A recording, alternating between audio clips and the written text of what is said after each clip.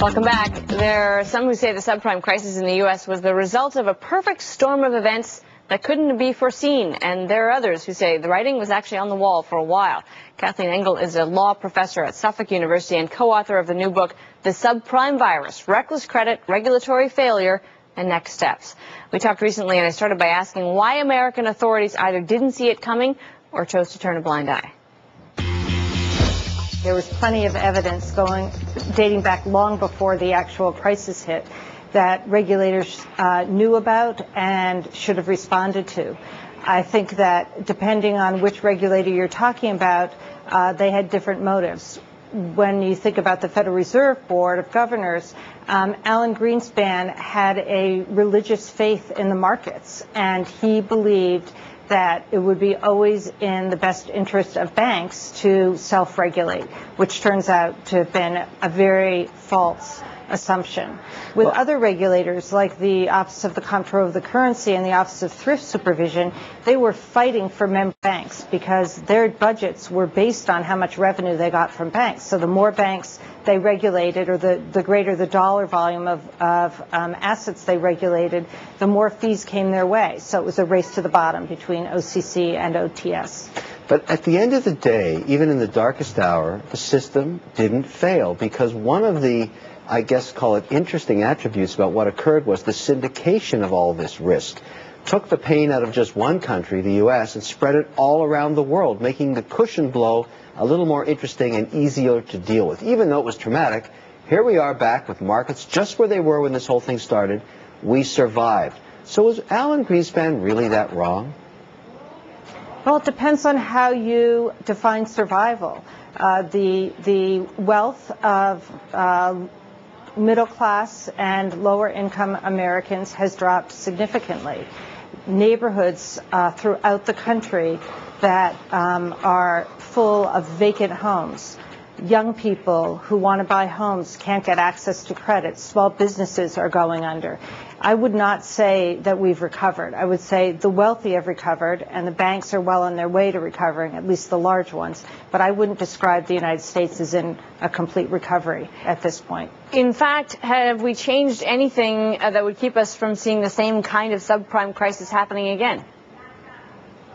I think that there's certain pieces of this crisis that we've learned from. So, for example, the new mortgage regulations under the Dodd-Frank Wall Street Reform and Consumer Protection Act, I think, are very effective.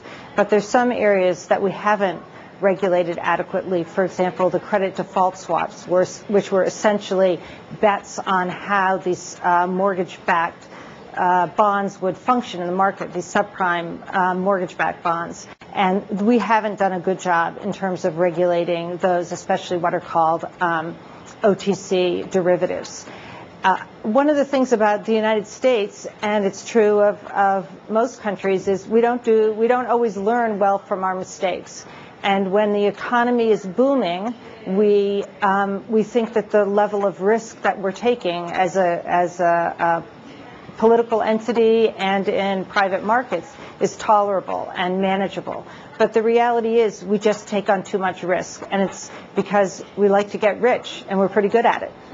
I like that story. That's a wonderful story. But let me ask you something.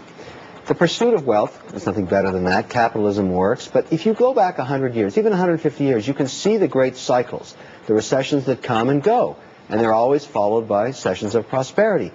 This is just another recession. They all have different personalities, but at the end of the day, the market's telling you we're going to get out of this, just like we've done many, many, many times before. And that's why I think, from an investor's point of view, they're not that concerned about what happened, because it's been repaired and we're moving back up.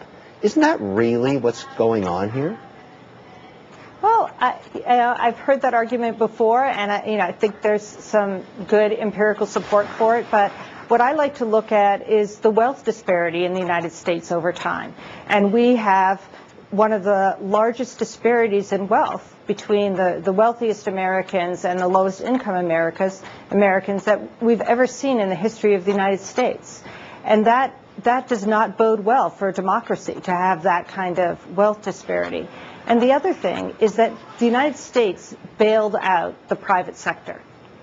And as a result, investors, I think, believe that we'll do it again. And despite all the language in the new laws saying there'll never be a bailout and things like that, it is impossible to really accept that investors believe that. I think about my children. Actions speak louder than words. In this case, the government acted to bail out the companies, and the fact that now everybody's saying no more bailouts isn't as meaningful to investors as what the government actually did. All right. Fascinating. Kathleen, we appreciate your time for this. It's nice to be here. Thank you for having me. Kathleen Engel, the book is called The Subprime Virus, Reckless. All right, stay with us. When we come back, time for our priceless moment.